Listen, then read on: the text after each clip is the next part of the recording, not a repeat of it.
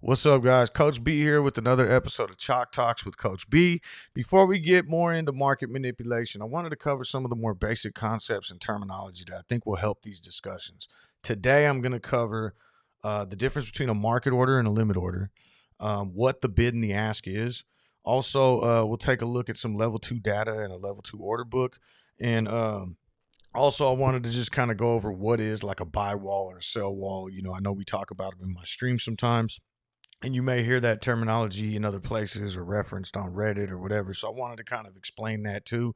As always, if you have any topics you want me to discuss or look into, leave a comment below and I'll get on it. Also, please hit the like and subscribe button if you're enjoying the content and would like to support the channel. Okay, so like I said, I want to start with limit orders and market orders. Basically, whenever you place an order to buy or sell shares or even options for that matter, the two main options you have is to do it as a market order or a limit order. A market order is basically you saying that you want your order executed regardless of the price.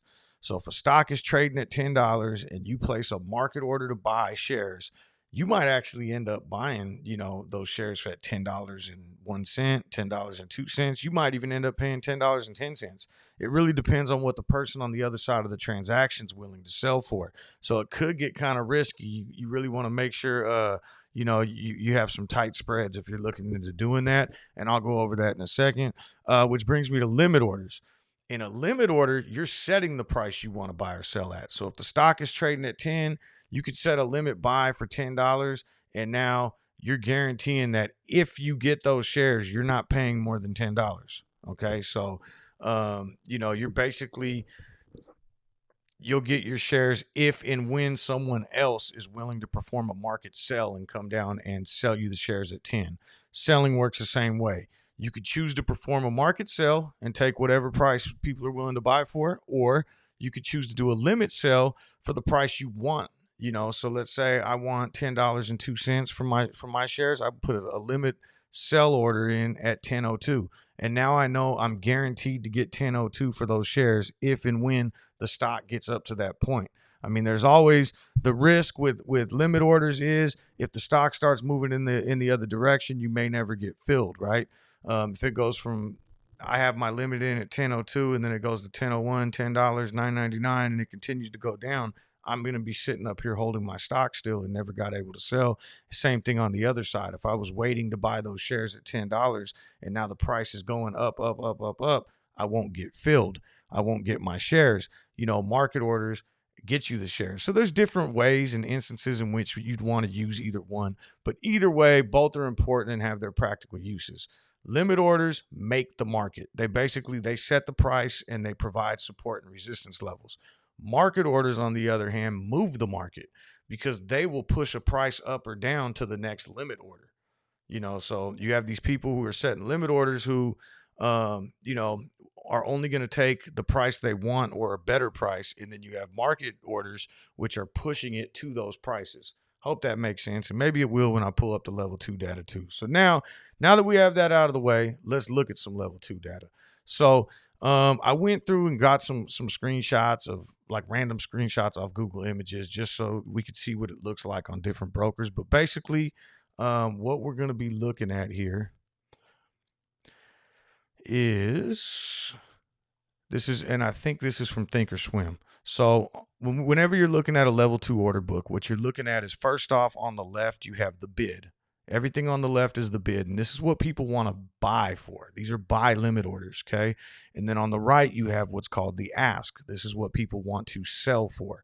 So in this specific scenario, you could see that someone is coming in and wants to buy this stock at $47.60, and they actually want to buy 1,500 shares. So I just know this because I trade through Thinkorswim, and these represent blocks of 100 shares. So someone wants to buy 1,500 shares here for $47.60. On the right side, we see that someone wants to sell 200 shares, okay, for $47.61. So now we have the bid at $47.60, the ask at $47.61. The difference in between there, that penny, is what's known as the spread. Okay, so a lot of times in low volume days, you'll see the spread widen, as there's less limit orders in this book. And, you might see it say 47.60, and then over here it says 47.65. Someone's willing to sell for 47.65, someone's willing to buy for 47.60. So now as soon as someone makes a market buy, it's going to jump the price up from 47.60 up to 47.65. And so basically when market buys start coming in, you'll start seeing, so over here, just using this example, I don't even know what stock this is, but someone's willing to sell at 47.61, 200 shares. Then at 47.62, we see quite a bit right here. You see what, 1,200, 1,600, 1,900, 2,100, basically 2,300 sell orders in here. So if someone came in with a market buy order of 2,600, they would knock out all of these, okay? And that would move the price immediately to 47.63. All right. So now you would start to see the spread widen a little. 47.60 still on the buy side, but now we'd be way down here on the sell side. And that's how the stock price continues to move throughout the day. So again, this was Think or Swim. I'm just going to pull up a couple other ones just so we can explain what some of these are.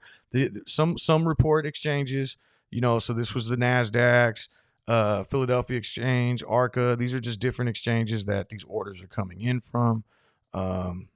This is a Charles Schwab right here, and you see again what exchange it's coming in at, the price, and also the number. Now with Charles Schwab, they actually show you the direct amount of shares. So on Thinkorswim, this would just be represented as an 18, but on Charles Schwab, it's actually showing you it's 1,863. And it works the same exact way no matter who you're looking at. I think this is a Fidelity screenshot that I took, but it's all giving you the same information. Okay, buyers on the left on the bid, sellers on the right on the ask. Okay, so now, one thing I want to mention, if everybody just sat here with limit orders, the stock would never move, right? Because these people over here will only buy at these prices, and these people over here will only sell at these prices. So we just be kind of sitting here, with no price movement at all. That's why we need market orders coming in as well to actually move the market. Okay, so let's see. So the only other thing I wanted to really cover and make sure we go over again before we start moving into other topics is, how can you use this level 2 data, right? So in the first example, I would say, if someone really wanted to move the price of a stock, they have the capital and they want to actually come in and move a stock. Well, they could just look at this and see exactly how many market buys or market sells are going to be necessary to get that stock to move up or down. If I wanted to move the stock or the price of this stock right here, it's trading at 169.12 and 169 bid. So there's a 12-cent spread there. But let's say I wanted to get this price to go all the way up to 169.60.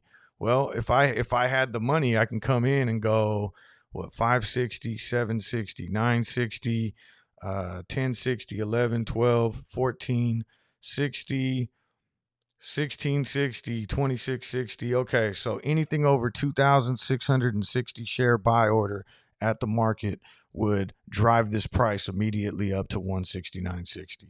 Okay, so it could. Now that's a lot harder for retail to do, but a lot of times when you talk about like big players and whales and how they can come in and like move a stock price, well, when you have access to this type of data, it makes it a lot easier. And that's what brings me up to the second thing that you could see when you look at level 2 data is a buy wall or a sell wall. So in this instance, if I wanted to try to drive the price of this stock down, I could see right here, count up how many shares it would actually take, but then we run into this one and it's like 2,500 shares. So usually if you find a big number somewhere in there, that's what's referred to as a buy wall. That's basically showing that there's going to be a lot of support there.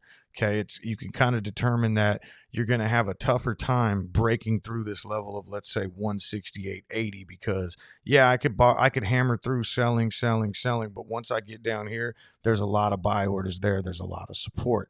Okay, so that's kind of what you look at. So this would be considered a buy wall. Kind of a bad example here, but if we look down, let's see if we could find a sell wall anywhere. I guess I didn't really pick out the greatest one, but either way, if you're looking at through here and you see 2, 6, 6, 4, 3, and all of a sudden now at this 47.95 level we see 100.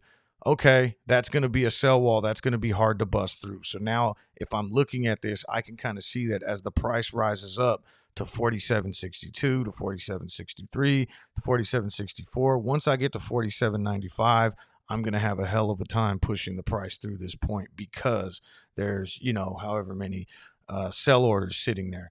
Doesn't mean that the price can't go through. It just means that it might be more difficult to get through. The last thing I want to say about these level 2 ones too, just so everybody understands, is part of the manipulation with these two is sometimes bigger players will flash numbers up on the level 2, knowing that traders are looking at it to scare them off. So if I was long on a stock and I wanted to scare away short sellers, I could flash up a huge buy order on the level 2 data at a certain number, and that's going to make short sellers like almost quit, like, okay, we're not going to be able to get through that, and now they'll just cover and jump out. And same way on the other side, if I'm short a stock, I could put up a huge sell order on the ash size at a certain price, and now anyone who's looking to jump into this stock and go long on it maybe will sell before we get there, thinking that there's no way the stock is going to bust through there. And sometimes those are fake. I mean, sometimes they're legitimate orders, and sometimes it's just, yeah, someone puts a real order up there,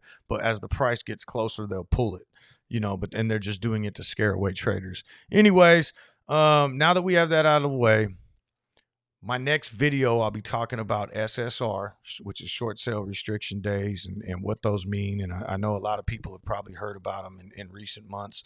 And also some other abusive dark pool tactics that can be used to manipulate a stock price, and how it kind of affects level 2, now that we kind of have a better understanding of it.